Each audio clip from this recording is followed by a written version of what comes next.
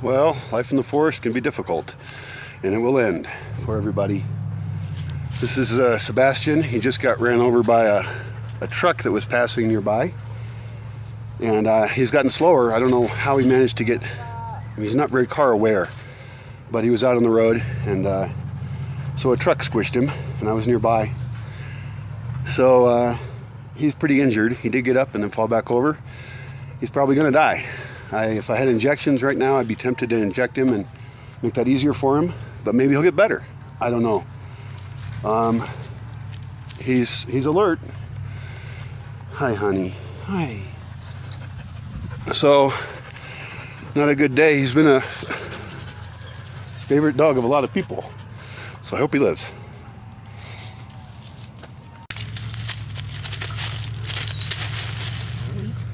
Good luck, honey.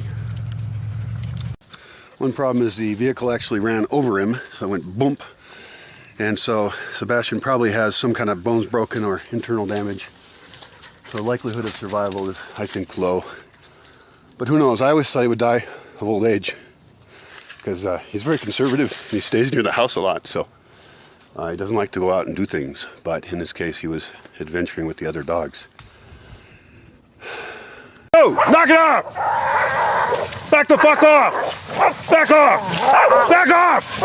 Back off now! Get the fuck away! Get away! Get away! Get... No! Get away!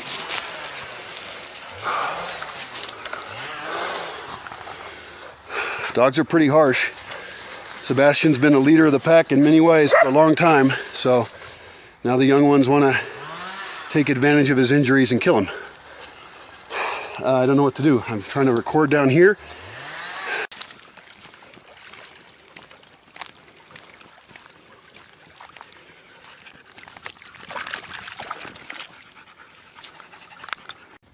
When there is an emergency, and I would qualify this as one,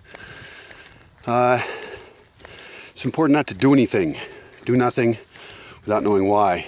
Rapid response is actually, if it's the wrong one, could actually make more trouble. So don't make a problem worse when there's a problem. I'm kind of sad right now because I don't think it's going to go well, but I've got the immediate situation under control. Except for the death part that will likely occur. I don't seem to be able to control that part. Death has always been such a strange part of my life. I guess that's true for everybody, though. Sebastian has always been kind of a fun, interesting dog. Even as a puppy, he was extra fat, and he's always been a bit on the chunky side. But he had a good time. And one time we were hiking in the Barranca ravine there, and the little puppies were up above trying to get down to us. But they don't know how because they're puppies. And Sebastian fell off the top, bounced down the slope, well, cliff basically, and then went bang, and I was like, oh shit, you know, that's terrible.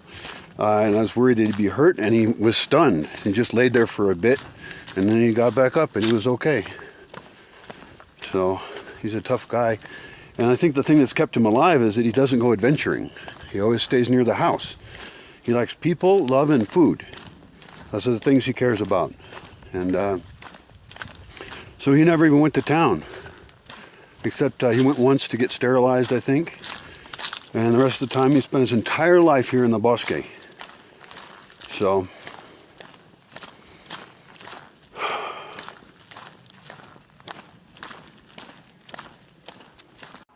well, Sebastian is gone. I've had Sebastian, what must be going on 12 years now. He was a little puppy born in the Bosque. Well, I guess I got a grave to dig. I always say I'll pre-dig graves so I don't have to do it when I don't feel like it, because I don't really feel like it right now. Not in the mood.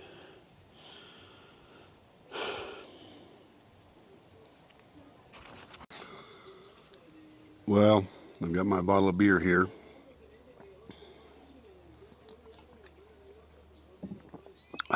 I avoided buying a bottle of tequila, which normally I would do on occasions such as this, but I don't want to drink a whole bottle of tequila and post weird shit on Facebook that nobody understands anyway.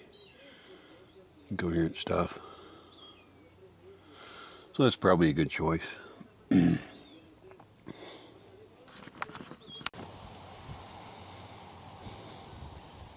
Thinking about death is always a shock when it presents itself. I've had that dog for a long time, and you just kind of think it'll always be there, you know, but that's not how things work. And I think that's one of the things we learn from dogs and having dogs in our lives, because they have shorter lifespans than us.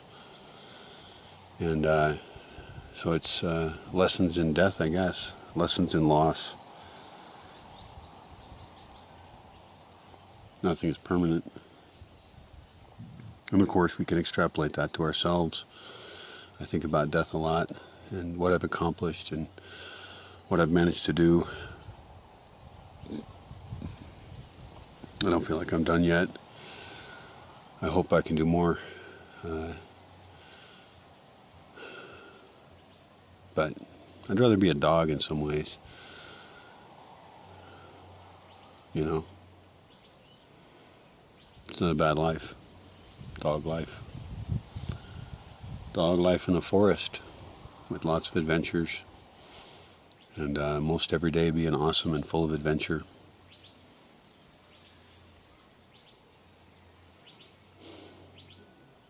Well, I guess my life's been like that too. I've done good as a dog, a human dog. I've done good at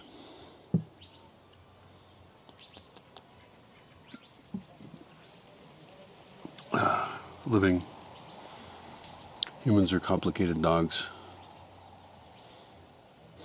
I'd rather be a dog. It'd be so much easier. Well, with one more spot open, I knew Sebastian would die someday, and Spaz too. Spaz is quite old. I don't know how she'll ever die. She's an insane being of weirdness. Invincible, probably. Buenas tardes. Buenas tardes, hola. Buenas tardes. So, life goes on.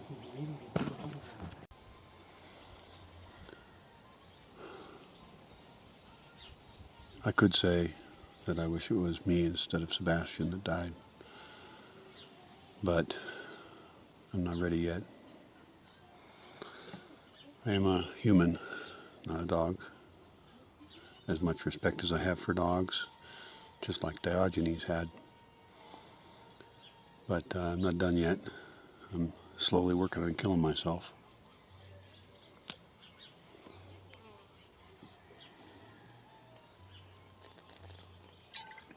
But I'm not in a big rush.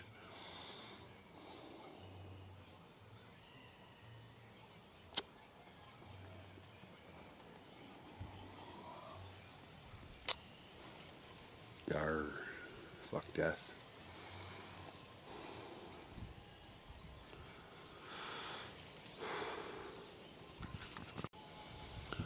So I guess I'm supposed to dig a grave, but there's other options.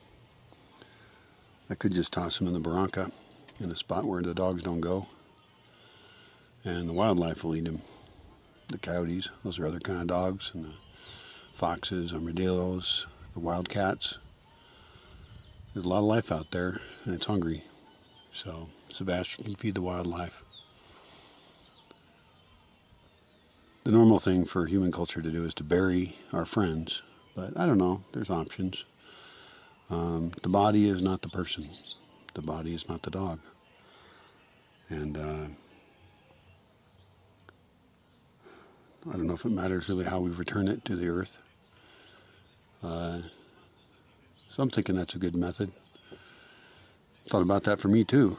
I thought when I was younger it'd be cool, like to put in my will, which I still haven't written. I still don't have a will. That's one of the reasons I'm not prepared to die. To deliver my body to like Alaskan wolves or something so they could eat it. That'd be cool. Well, we probably don't want to train them to eat people that much, but I have other ideas about what to do with the body and other ways of doing burial. actually, and I've written some of those up. Ideas of burying people at the foot of a sculpture, and then they get a brass plaque in the sculpture after they're composted, after they've returned to the earth.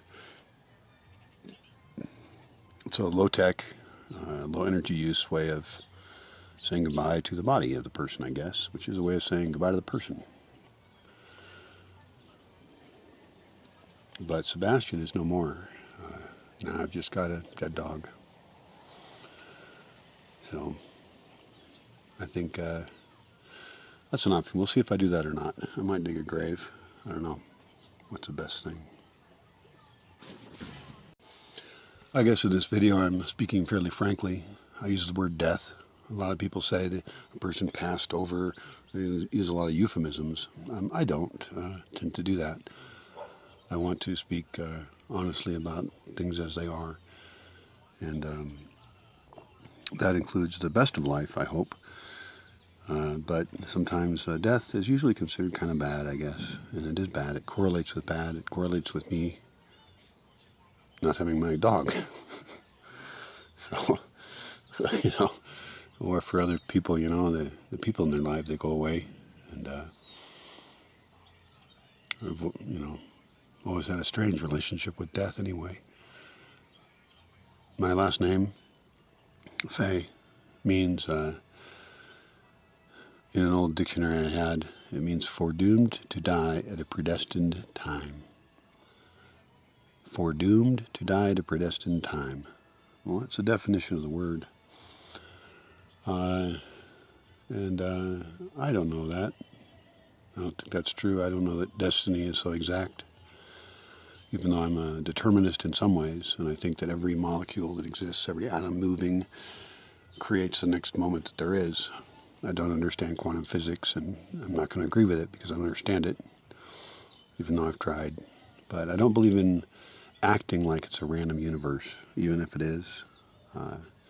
We take actions, there appear to be results, and then that creates the next world it is in the next moment. So, things occurred, as they do, and some beings are no longer. One very important being is no longer.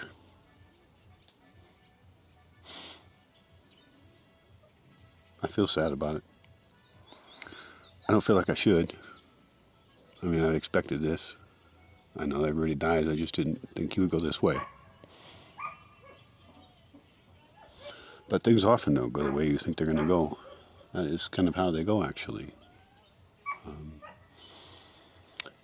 I don't think that should deter us from attempting to make things be good. We got to be strong and powerful and work every day to make things be good. But nothing lasts forever. And if anything, it should just tell us the importance of the time we have. And now we have to use that power we have in the moment, the absolute power we have, to do what we can do.